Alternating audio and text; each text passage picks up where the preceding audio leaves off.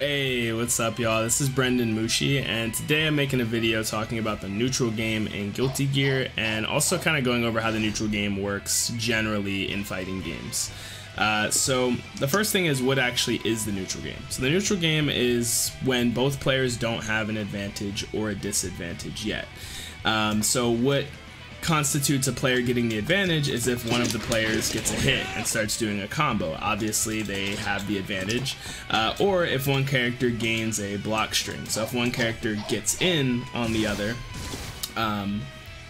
by I don't know, there's multiple ways, like if they air dash in and the opponent blocks the jump in or something like that, or you know, they just run in. Then that's one way that they get in, because now the opponent has to deal with their mix-ups, their pressure. You can go for a throw, and then they've won. So both players are like, I want this person, I want this opponent to get hit, and I want to get my damage, or I want them to block me, so they have to take my pressure. I want one of those two things, but the routes to take in order to get those things, the things that can happen that lead up to that, is the neutral game. And it's a very, very, very broad topic, and there's a lot that goes into it.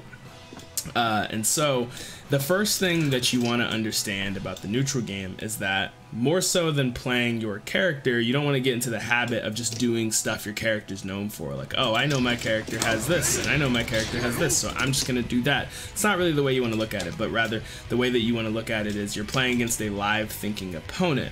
And as long as you can read what your opponent is going to do, then you can beat them every time, regardless of really what tools you use. The tools are there to help you with that. And so there's a few basic concepts and terms in the neutral game that should be understood. Then I'll kind of get into a little bit more of the Guilty Gear specifics.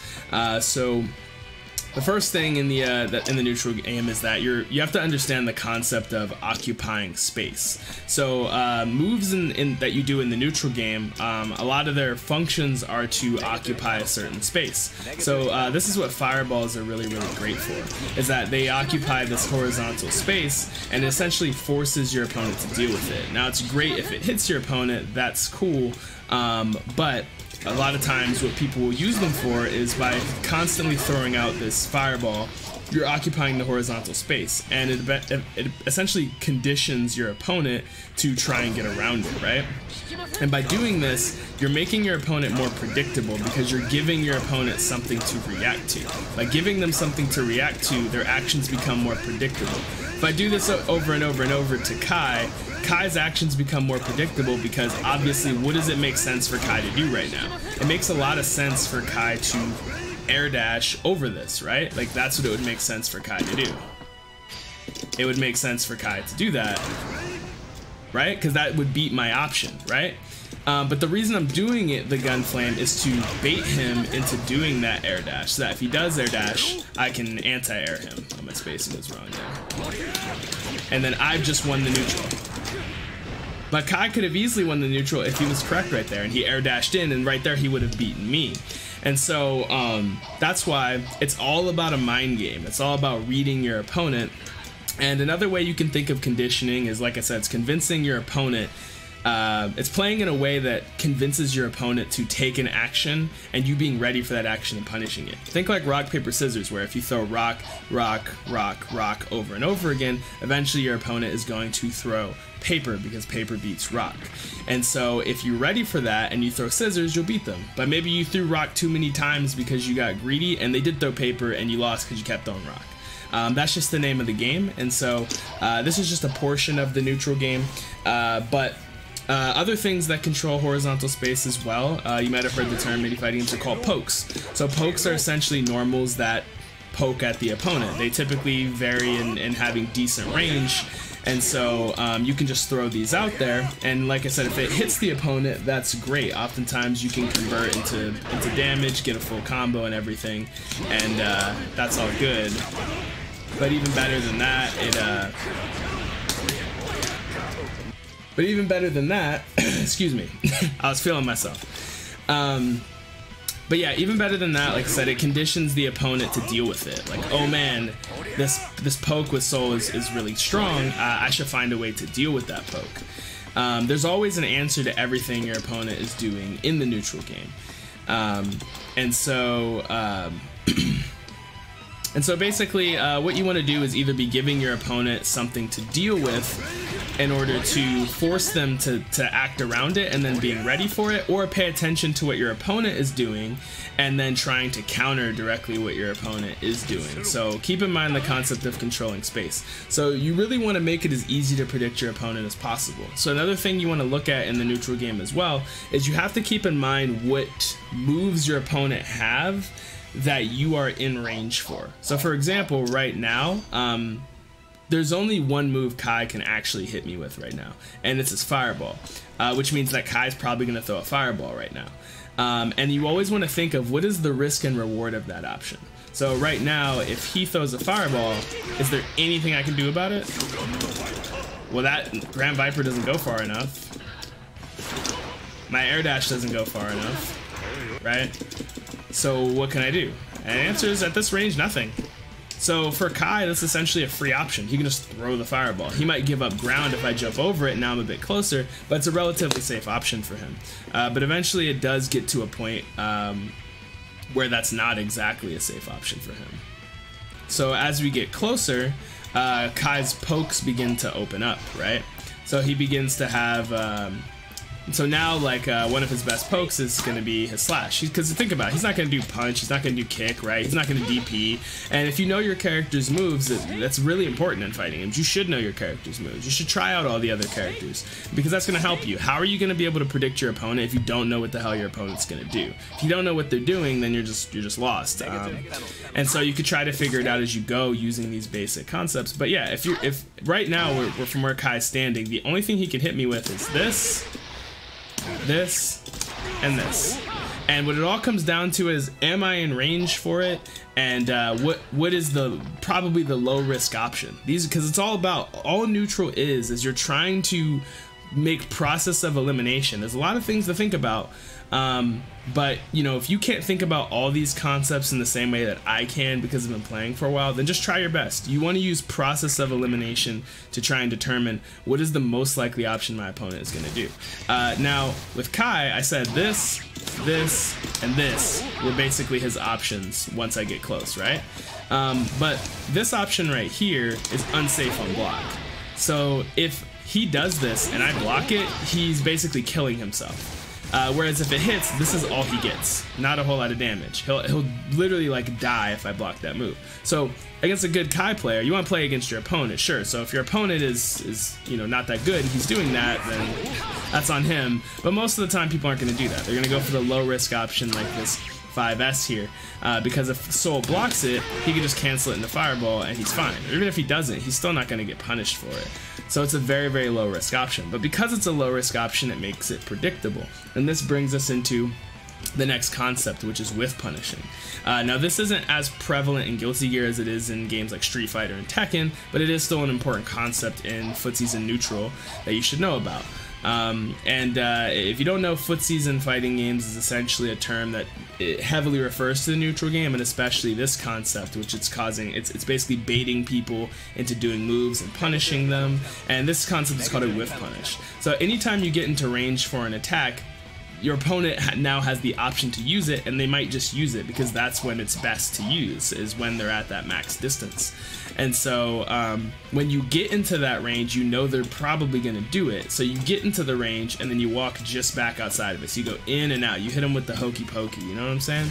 And so so like with Kai, I'll jump for timing.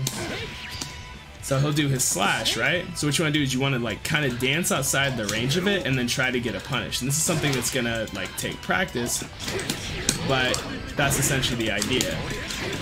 Is you try and get them to punish it. And some characters can even like hit the limb like that. Now there are certain things in fighting games called disjointed hit boxes, or disjointed hurt boxes, where sometimes the move won't have a hurt box, meaning that Soul's Fist would actually whiff right through the move. Some moves do. It is something that you do have to practice, but even if you don't hit the limb itself, you can still cause it to whiff and then maybe get in, right? So like I said, the neutral game is very, very broad. There's a lot that you could do. But a lot of things that you want to think about are, you know, am I if you have the life lead, for example, that typically means your opponent will have to come to you in a lot of situations. So if you do have an ability to kind of zone people out a bit, which in Guilty Gear isn't as prevalent because it's a more rush-down game, but it is a strategy that can come into play, essentially forcing your opponent to make a decision to come to you, and thus you want to use the concepts of occupying the space, and then if they try and approach you from the air, going for an anti-air. The thing is, they have to commit to one decision or the other. And so if an opponent is using like fireballs or using some kind of horizontal space to like occupy this, in order for them to punish you for coming at them from the air, they have to stop occupying this horizontal space and commit to actually like stopping you in the air. They have to stop and wait for you to instant air dash. They have to wait for you to air dash at them. But if you don't air dash at them or you don't come at them, then basically they're doing nothing, right? They're not occupying that horizontal space anymore because they're waiting for you to jump. And in the moment they wait for you to jump, that opens you the opportunity to go up and start poking at them and overall try and get the knockdown. Because in Guilty Gear, you want to get the knockdown, and you want to mix them up, and you just want to kill them. That's what you want to do. And so getting into the more specific mechanics with Guilty Gear and how they relate to the neutral game. In Guilty Gear, you can block in the air, right? But you typically can't block attacks, grounded attacks, like this if you're in the air. So I'm blocking right now, but I'm still getting hit. And so an important concept in Guilty Gear is using Faultless Defense in the air, which is where you hit, you block and you hold any 2 attack buttons except for dust. It consumes a little bit of your meter, but it does give you the ability to block in the air. Now, if you're air dashing, you can't do this till the end of the air dash, till right about then. And so if so I'll have Kai. See that I tried to Faultless Defense too early and I got a kick button. So that's about as early as Kai could do it. So if I anti-air late, see how he could block it? But if I anti-air early enough, he still can't do anything about it. So when you instant air dash at someone, it is punishable. So most of the actions that you'll take at close range here in the neutral do have a way to be punished. You just have to have the read for it. So think about predicting what your opponent's going to do, trying to find a way to get around it with your character. If Kai's going to fireball, I think he's going to fireball, what can I do about it? I can go under it with Grand Viper, right? I can instant overdash. I can instant overdash. I can instant air dash at him and punish his fireball, right? If I think he's gonna do it. And then Kai can be like, oh, I think he expects me to fireball, so I'm gonna wait for it and anti-air him, right? And then boom, you get anti-aired, right? So it's always about predicting, thinking what your opponent's gonna do, thinking about their character's options. Like, oh, I think Soul's gonna gunflame. You have to know how to punish the move, and you have to have the prediction.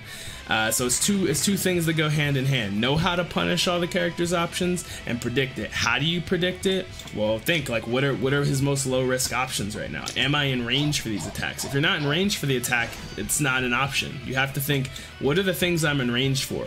Okay, what's the most low risk option? What has he been doing? What does he keep doing over and over and over again? And these are the questions you want to ask yourself in order to win the neutral game. So even if they're playing different characters with different options, like Chip has a teleport in, or I don't know, like certain characters can just, like Eno can just like fly to you, stuff like that. No matter what it is that they're doing, you just, you know, want it. Basically, most of the time it's just using common sense. Like I said, just think of the concept of occupying space, forcing them to get around that space, and then predicting it and punishing it accordingly. Another important concept that you want to think about in Guilty Gear, because now we're kind of getting into the Guilty Gear specifics with the Faultless Defense there, is YRCing, so roaming canceling, which again is performed by hitting any 3 attack buttons except for dust.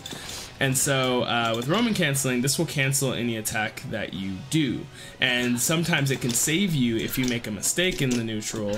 So for example, if I air dash at someone and they're gonna punish me, it's gonna be costly, but you can YRC it and then you can Faultless Defense in the air to correct your mistake. But I mean, that'd be pretty hard to do unless you kind of have to do it preemptively.